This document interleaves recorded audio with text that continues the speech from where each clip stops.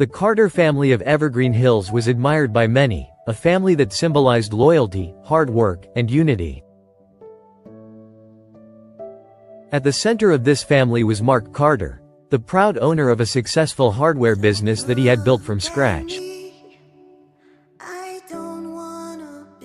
Mark was known for his integrity, a man whose word carried weight in the community and within his family. But one promise, made in passing, would become the catalyst for a devastating family feud.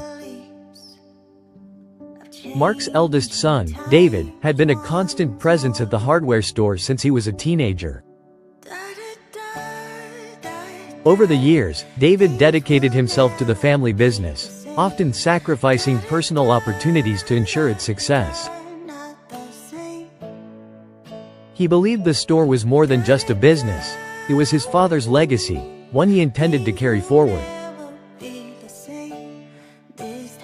One evening, after a long day at work, Mark sat down with his two sons, David and Ethan.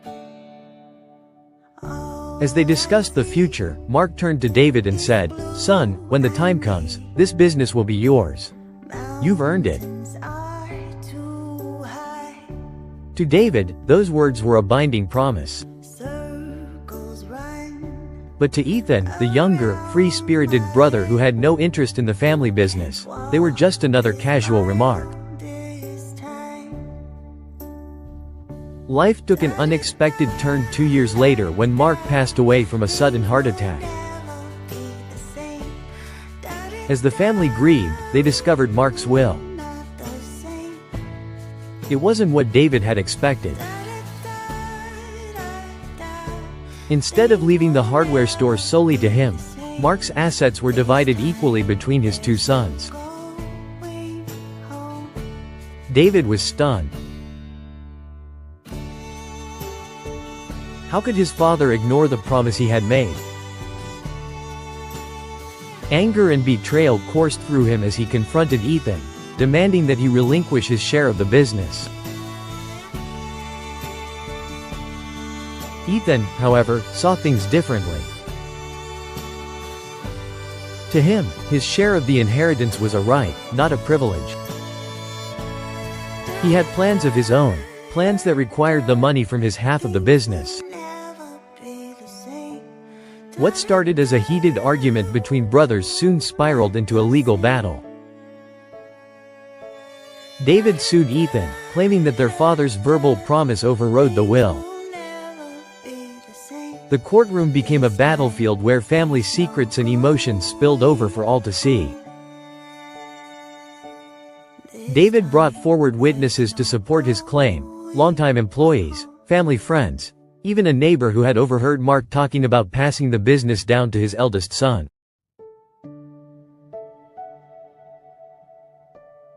These testimonies painted a picture of a father's intention to reward his son's loyalty and hard work.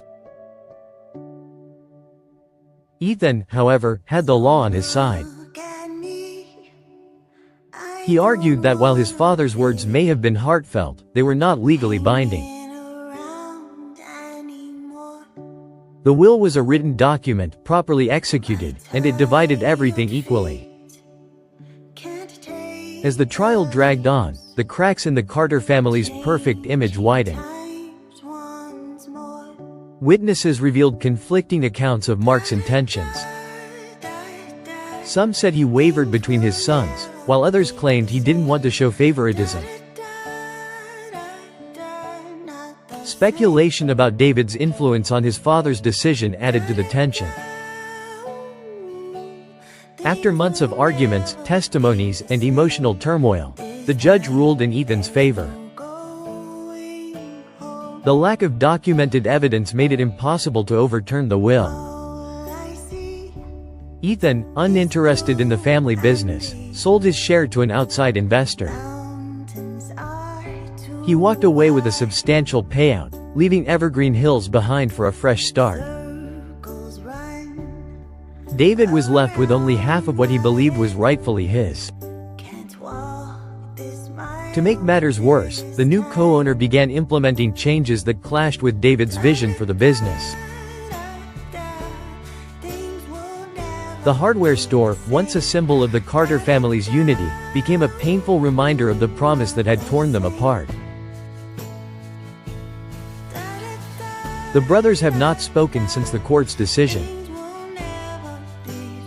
David continues to run the store, but the joy and pride he once felt are overshadowed by resentment and regret.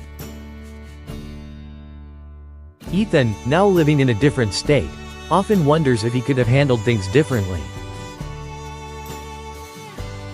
This story is a powerful reminder of the fragility of family bonds and the devastating consequences of unfulfilled promises. It raises a critical question. Could this family feud have been avoided if Mark had formalized his intentions? Or was this division inevitable? Let us know your thoughts in the comments below. If this story resonated with you, be sure to like, subscribe, and turn on notifications for more gripping real-life tales of crime, mystery, and family drama.